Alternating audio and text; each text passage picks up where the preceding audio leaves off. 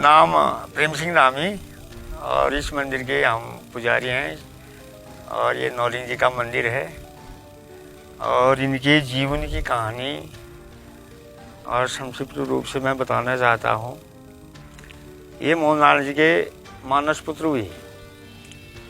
बंजैन जी का जन्म शिकर में हुआ। शिकर में मोहनलाल जी का स्थान भी है। जब वह 5 दिन के हुए तो उनकी घरवाली रानी सारंगी कपड़ा धोने के लिए पसार नामा एक गांव है, वहाँ कोई धोबी वो कपड़ा राजा लोग हुए यहाँ पहले छोटे छोटे, उनके कपड़े धोने का एक नौला हुआ उधर, 1-2 नौले हैं। तो रानी सारंगी भी वह प्रसव के कपड़ों को धोने के लिए पसार गई।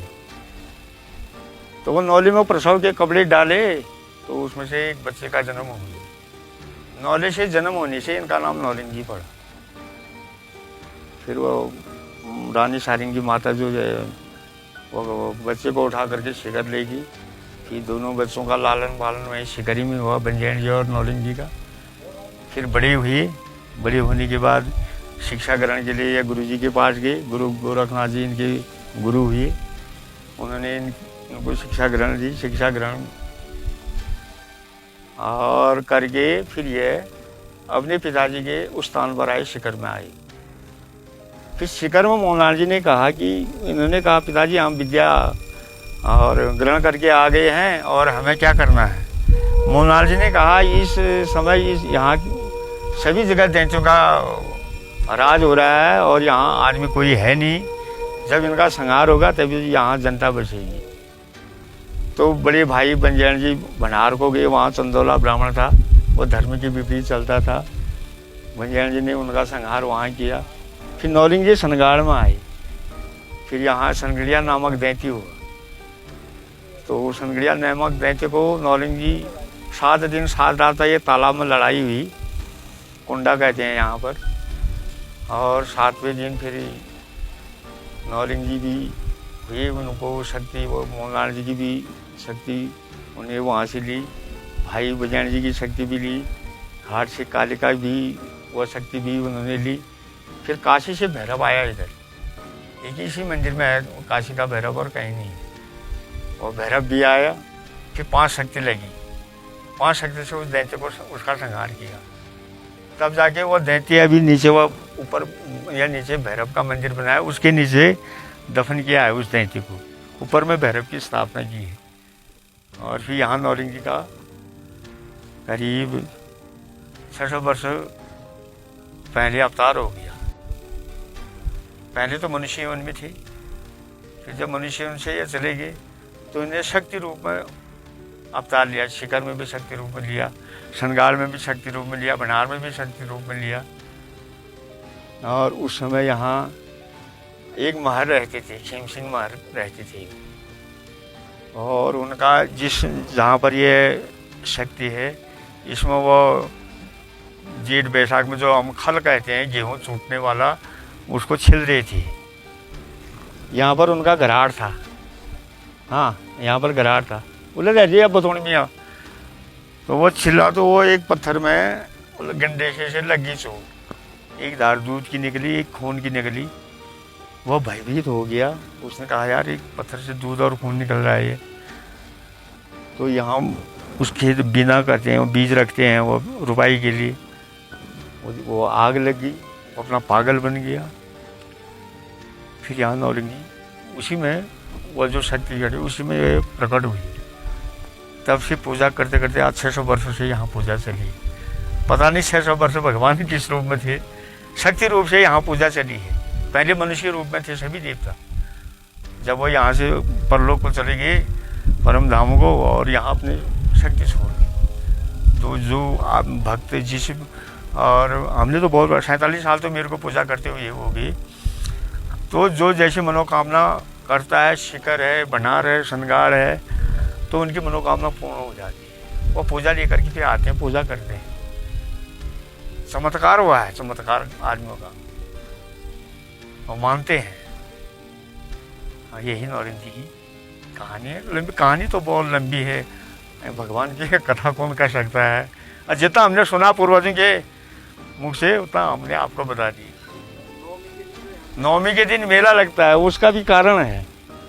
एक समय की बात है, यहाँ ये जो आज ये पंथ लोग हैं ये भी नहीं थी। हमारे गांव से एक पाठक नाम की जात है, मोहली में हम रहते हैं, वही कुलगढ़ा में पाठक है, वही लोग आते थे पूजा करने के लिए। भादो महीने की पंचमी का पर्व हुआ तो वो पाठक की घरवाली मंथली होगी, जब मंथली होती है हमारे यहाँ मंदिर में नहीं प्रवेश नहीं करते महिलाएं, वो अशुद्ध माना जाता है, तो उसका पच भी नहीं आता है। तो इनके पंडित जी थे पूर्वज, इनके पूर्वज हमारे गांव में और बिरती के लिए आने वाले हुए। तो हमारे पूर्वजों ने कहा चलो सनगाड़ जाते हैं यार, हमारे पंडित को तो आज वो हो गया, ये उसका हाथ का काम नहीं है, तुम चलो। तो आए, यहाँ आए, उस समय मंदिर भी नहीं था, पूजा पाठ करने तक अंधेरा हो गया। तो पंडित ने कहा यार हमें आपने अच्छा नहीं किया, आज वो फेनाग जी के, कमेटी देवी के ऊपर वो फेनाग जी का मंदिर है, वहाँ मेला होता है, वहाँ जाते, वहाँ झांझर बज रहा होगा, भोकर बज रहा होगा। तो हमारे पूर्वज के आंग में नौनी का अवतार हुआ, उन्होंने देखा जी माया, यहाँ झांझर भी, ढोल भी, मेला भी, और कोई उधर से आ रहा है, कोई इधर से आ रहा है, रात भर मेला हुआ और फिर सुबह उजाला होते ही सब अदृश्य हो गया।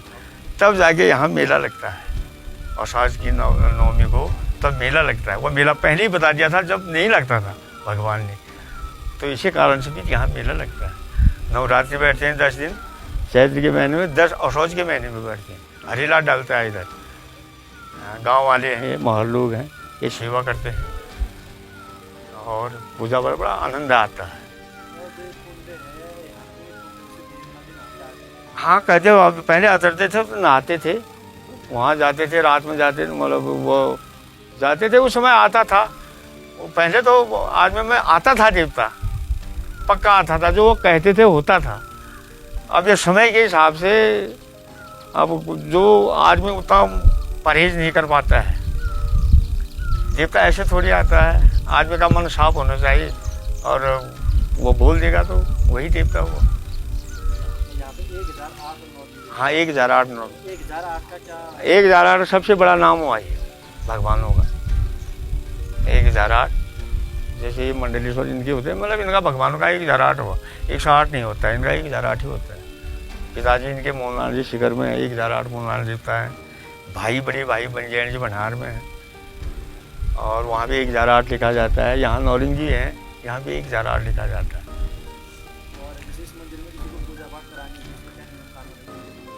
वो उसमें ऐसा है, आप यहाँ के पुजारी हैं अंदर धामी, बाहर हैं पंडित, दोनों को सूचित करना पड़ता है। और यहाँ फिर पूजा पाठ करके जो भी है कमेटी को जो अपना चंदा फंदा देना चाहते हैं दे सकते हैं। और अंदर का पुजारी का लीक शीक भी चढ़ा हुआ वो पुजारी का होता है, और बाहर वो पंडित का होता है। और दर्शन करने के लिए 12 महीने खुला रहता है, आओ दर्शन करो, 12 महीने से खुला रहता है। और अधिकतर आदमी नवरात्रि में आते हैं, कोई सर्विस में वाले हुए, कोई कुछ हुए। और जब इस समय अब खेती बाती का टाइम है, बोनी धन्य का टाइम है, 1-2 महीना कम ही रहता है।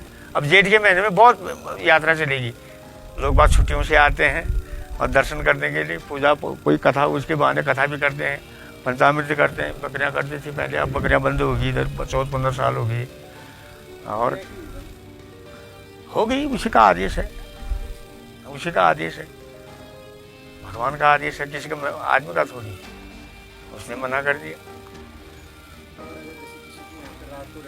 बिल्कुल रात को रह सकते हैं इधर, हाँ कभी भी, यहाँ ऐसा कोई रोक टोक नहीं है। आज में आते हैं, भजन करो, कीर्तन करो अपना। हाँ उनको सूचित कर दो, ये व्यवस्थापक मंगल सिंह जी हैं, उनको बुला लो। यहाँ से जो भी बाजा आजा आपको चाहिए, बाजा भी आदमी ने चढ़ा के रखे हैं इधर, ढोलकी वोलकी हारमोनियम सब रखे हैं। आओ रात में आओ, अपना कीर्तन भजन करो और रहो। यहाँ ऐसा कोई नहीं है इधर, अब इनको सूचित करना ही पड़ता है। मुख्य आदमी वही है यहाँ, बाहर की देख रेख करने वाले। हाँ आने वाले दर्शकों को एक अपील जो आप करना चाहेंगे ठीक है, मंदिर कमेटी है, रंग रोगन साफ सफाई होती है, जिसमें अपना जो आदमी सहयोग कर सकता है, हैं कोई इसमें अपना कोई निर्माण कार्य भी कर सकता है, कहीं तो टाइल भी लगा सकता है। ये सब जनता ने तो किया है, ये सब नौलिन जी के भक्तों ने किया है। जो दिखाई दे रहा है सब इतना बड़ा मंदिर बनाया भक्तों ने बनाया है। फिर बस बढ़िया बढ़िया, बहुत धन्यवाद।